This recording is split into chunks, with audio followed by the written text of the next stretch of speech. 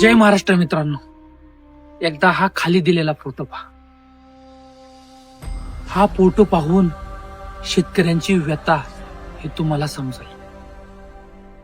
आपल्या राज्याचे मुख्यमंत्री हेलिकॉप्टर मधून शेतकऱ्यांचा पाहणी दौरा करताय.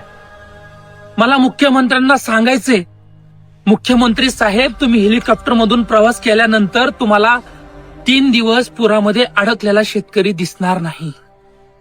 मुख्यमंत्री साहेब, गोरगरीब शेतकऱ्याची जनावरे वाहून गेलेली तुम्हाला हेलिकॉप्टर मधून बसून गेल्यावरती दिसणार नाही. मुख्यमंत्री साहेब, गोरगरीब शेतकऱ्यांच्या पिकाची स्मशानभूमी झाली हे तुम्हाला हेलिकॉप्टर मधून दिसणार नाही.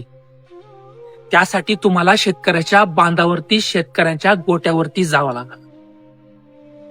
तुम्ही दिलेल्या 8,000च्या मदतीनं शेतकऱ्याला काही उपयोग होणार नाही.